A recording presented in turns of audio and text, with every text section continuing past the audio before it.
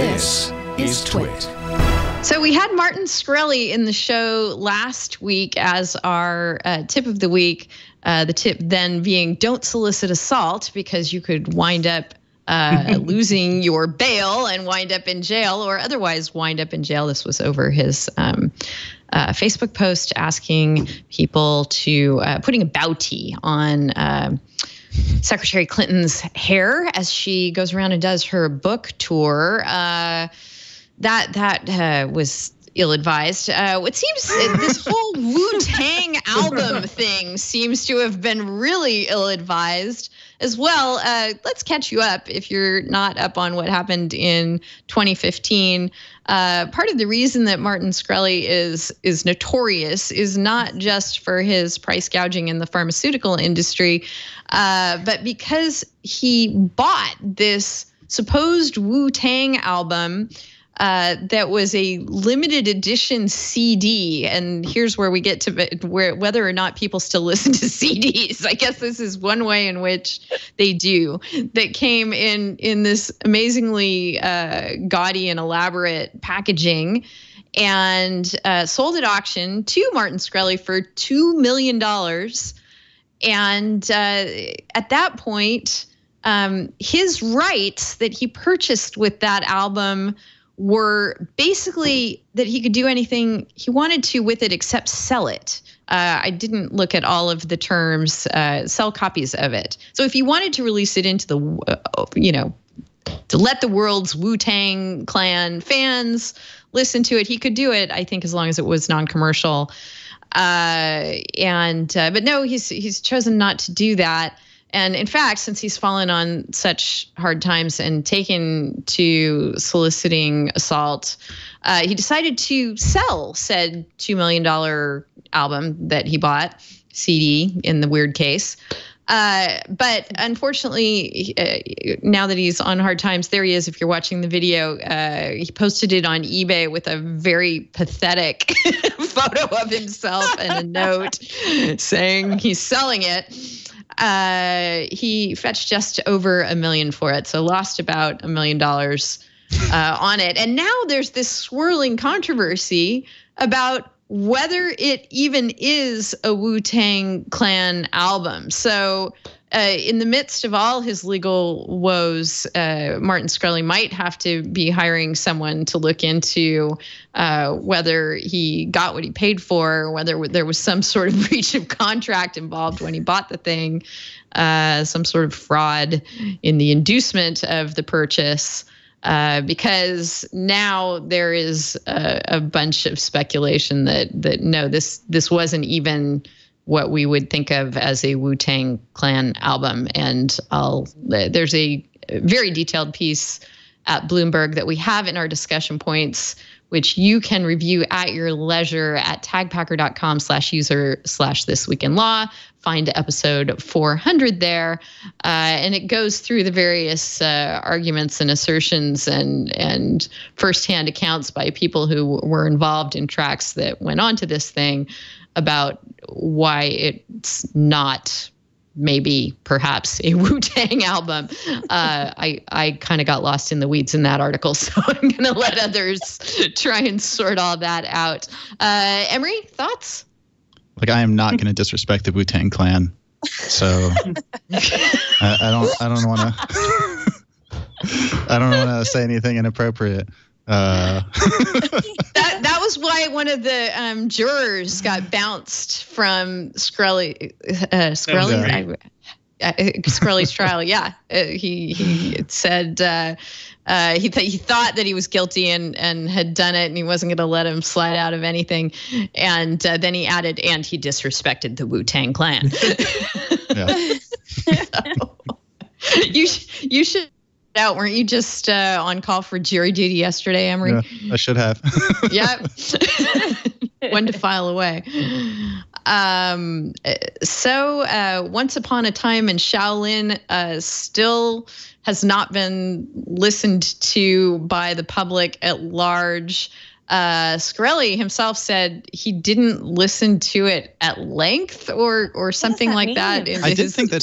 I I think it's interesting. He did say in the eBay listing that he covenants that he would destroy any copies that he'd made.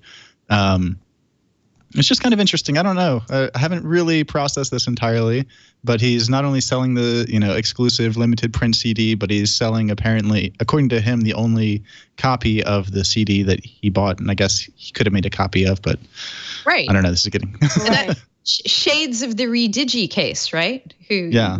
Their technology, whether you can resell digital files, involves assurances that copies of those files are not going to persist when they are resold. So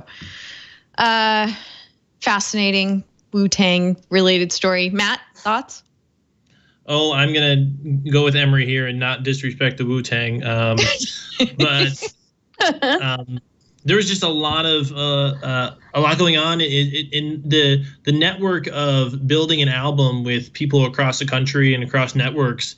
Really brings in like vast copyright problems in general, especially when you're not advising your other, if you're not being integrous with your other co-creators of what you're actually making. So there would be an interesting claim here, but it's not in the public knowledge of who the copy itself. So it'll be interesting to see if the purchaser releases this, and then I would imagine that we'll be hearing more about this.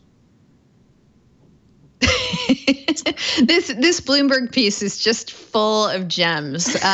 First of all, we have Domingo Neris, who's on record saying it's not an authorized Wu-Tang Clan album. Domingo is the manager of rapper You God, a charter member of the Clan. He says it never was an authorized album. So we're going to get Domingo and others testifying, I guess, in Shkreli's favor when he goes to say, you sold me a bill of goods here, Wu-Tang Clan. And then the Bloomberg actually tried to discuss Once Upon a Time in Shaolin with Martin Shkreli. He responded to an email earlier this week, the article says, with ha ha ha ha ha ha ha ha ha ha ha before castigating Bloomberg LP, which publishes financial data and news. He called them overpriced legacy software that subsidizes a money-losing media company, and declined to talk to them. So, Gabby, anything else you want to add here? I have so many IP questions. I have to tell you. So my thought initially reading this was, okay, first of all, what qualifies as a true Wu-Tang album? Because when you're reading this story, it sounds as though a lot of members of the Wu-Tang came in, thought they were doing a feature on someone else's album, but some kind of knew that other people were participating. So how do we define that? I was thinking in my own terms, okay, if the two original members of Destiny's Child who got booted were to release some album and maybe Beyonce was on one song, is that a Destiny's Child album? So, what does that mean when we think about what a band is now versus yesteryear? But also looking even at that very intricate case that was provided in the purchase. Who authorized the use of that? I assume it's trademarked. I don't know for certain. But don't Wu-Tang have to make sure that they are policing their mark? If this isn't authorized, there's a lot of IP issues here too. So for me, there's a lot to unravel. You know what else this reminds me of? And I forget her name, and I forget it was God, what was the name of the movie? You guys will remember. But there was an actress who sued for having done a part in a movie on false pretenses. Oh. Remember her? She was told one thing, but the movie was about something else. It was about something related to the Muslim faith. And she sued and she lost, as I recall. So as far, and we're going to, somebody in Irish remind me what this case was all about. But the movie that caused, thank you, Dr. Morbius, the Benghazi attack, or was associated with that.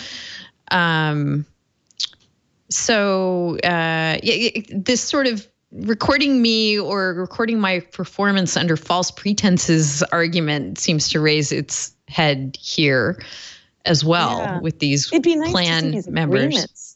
Too, or there, I assume were there just a verbal, hey, come in and I want you to just be on my track. It's my mixtape, or was, what was the conversation? And also the record label that owns the rights to Wu-Tang. I'm just curious if they've spoken up officially, if anybody knows, because you would think they'd want to jump in and really examine this piece. Yeah, absolutely. Matt, give us your thoughts. Innocence of Muslims was the movie. Actress was, hold on, I'm pulling her up. But meanwhile, weigh in for us, Matt. My assumption is that these sort of arrangements, I would have assumed that the Wu-Tang Clan would have been a little more prepared for this, but this is the way that music and creation and collaboration happens. It doesn't happen with lawyers and contractual agreements. It happens with people getting together and making things and selling them. But I am surprised that they do not have some sort of formal agreement. At least that's not outlined in Bloomberg. But I do think the trademark is really interesting. If they're not actually protecting their trademark and it's a loose collection of people who can use it, what's the value? Right. Interesting. Her name was Cindy Lee Garcia, and she attempted to extricate herself. She argued that it was an infringement of copyright law for them to use her performance in the film because they led her to believe that the movie was a historical adventure titled Desert Warrior. But instead, it's the movie that prompted the riots associated with Benghazi.